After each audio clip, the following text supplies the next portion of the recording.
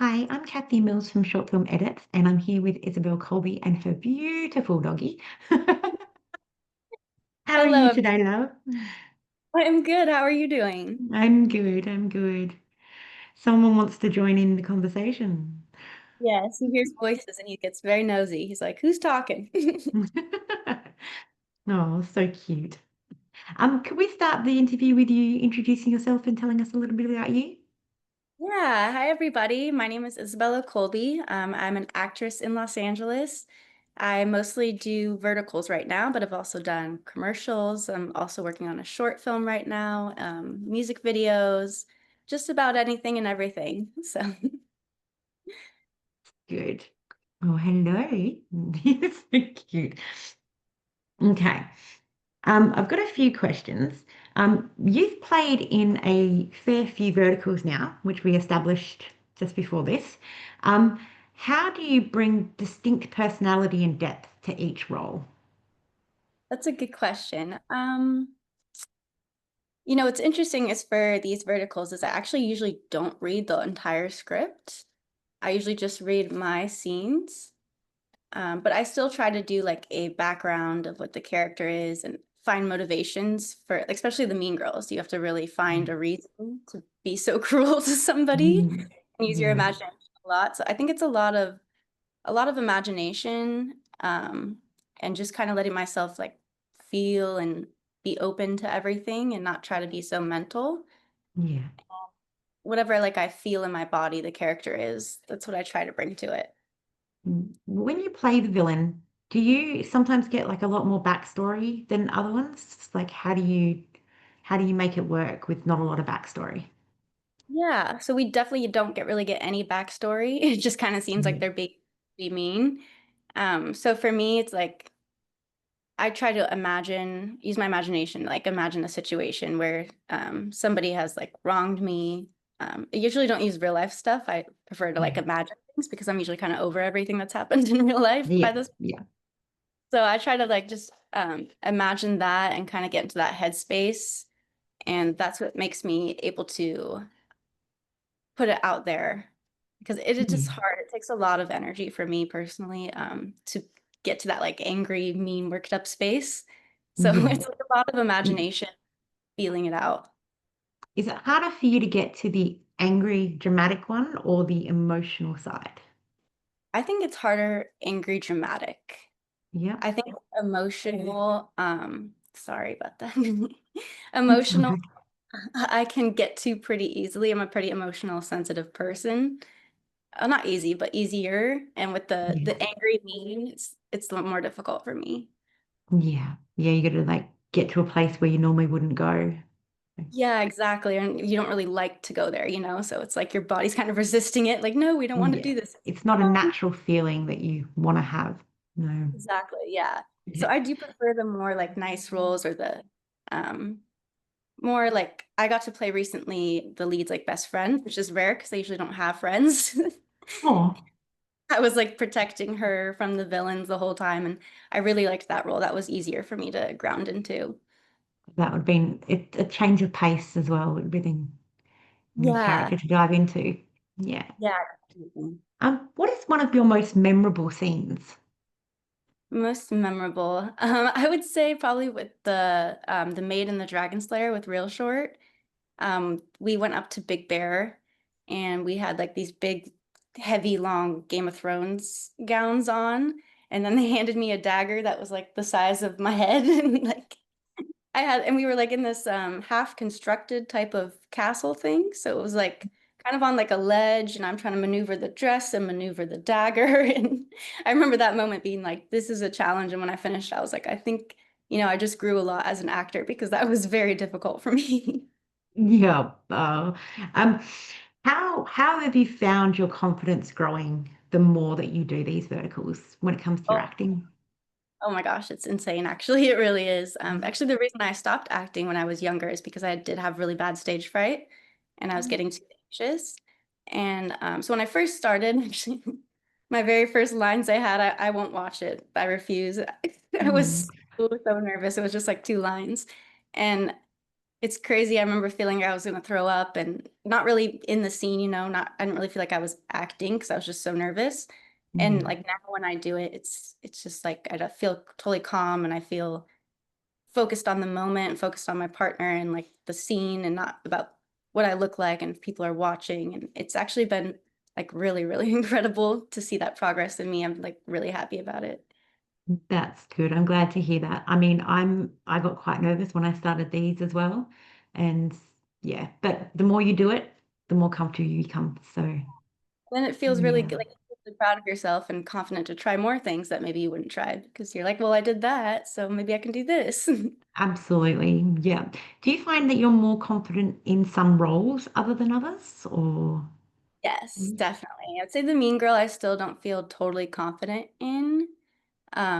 Definitely like the best friend or like the assistant, somebody that's maybe more like submissive, not like commanding and dominating, because that's kind Yeah. of closer to home to who I am. So I definitely feel more confident doing those type of roles compared to like the judgy or the gossipy bully type of thing.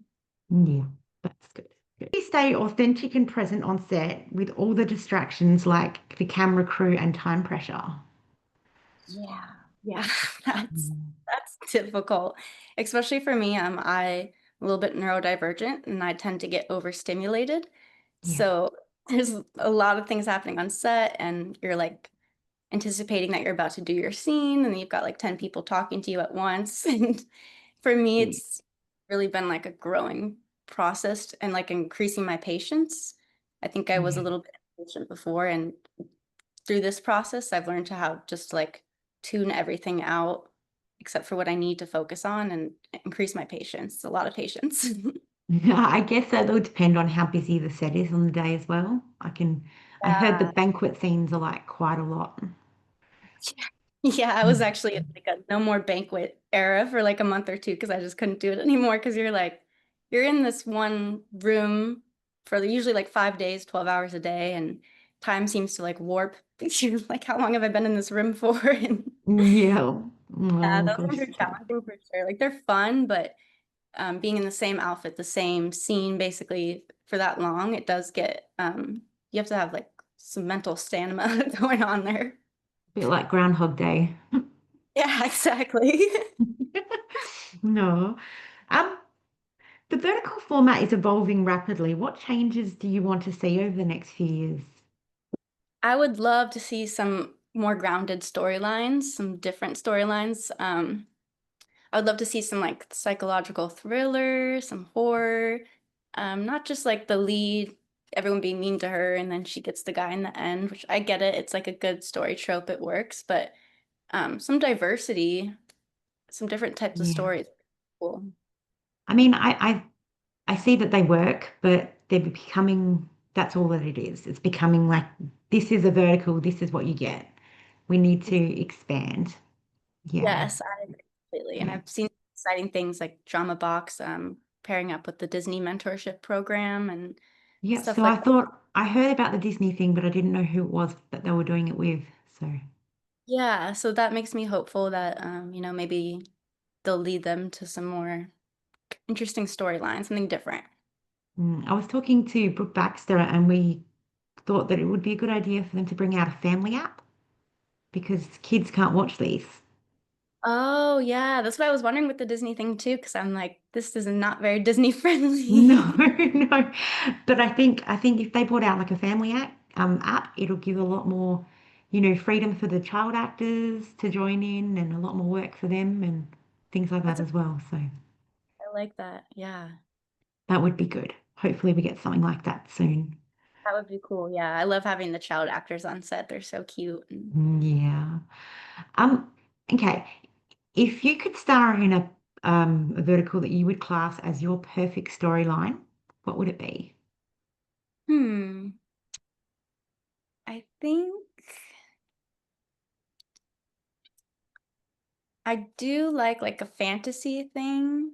Um, I don't know if you've ever seen like Once Upon a Time, the TV show. Yeah. Maybe something like that, where it's kind of like a fantasy, since we're talking about Disney, but like kind of Mhm. warped to something else. Yeah. Or I do like doing like action stuff. So maybe something with like an action hero going through the jungle, like trying to find a treasure, something like Well, that. that'd be cool. Yeah. Yeah. Like a Less, treasure hunt map thing or something. Yeah, that'd be cool. less romance, maybe more like adventure, fantasy. Yeah. Oh no, that's good. That's good. Um, what is the most valuable lesson you've learned in the entertainment industry? How to speak up for myself, for sure. Before I started doing verticals, I was very much kind of a people pleaser, like a pushover. I didn't want to cause trouble for anybody, so if I was uncomfortable, I just wouldn't speak up. And I learned very quickly in verticals how to find my voice and say like, Yeah. no, this I'm not okay with this, or I am okay with this, and this is why. And so I would say the most valuable lesson I've learned is how to speak up for myself. No, nobody's gonna get mad at you. Nobody's gonna punch you or anything. Like you could just speak your Yeah. mind, be okay. Yeah, I've heard that a lot, that you have to be able to advocate for yourself very strongly. Yes, that's the word I was looking for. Advocate for sure. Yeah. And then you've got to try and advocate for everybody around you as well. Yes. Yeah, I've actually done that before. It's like Mm, we were doing background when I first started, and they kind of switched the hours on us, and were going to pay us the same, even though we only agreed to the pay for that many hours. And all the yeah. everyone was scared to say anything, so I kind of had to step in and lead the group over to the producer and say, "Hey, look, this is how much we need." And so Yeah. it's been a good lesson in learning to speak up for myself and others. Yeah. I'm sure they really appreciated that, especially like the newer ones who don't know how to find a voice or they're too scared to at this point. Yeah, Yeah. I mean, I guess it's a fear that you don't want to step on anybody's toes, especially when you're new, because you don't know what's going to happen. But yeah. yeah. Yeah, and I think a lot of actors have a fear like they're gonna get labeled as difficult and nobody's gonna want to work with them. And I've just found that's not true. It's like you speak up and the same companies I spoke up to will still hire me again. So it's like I get the fear, so I totally want to help because that's how I was at first too. Yeah.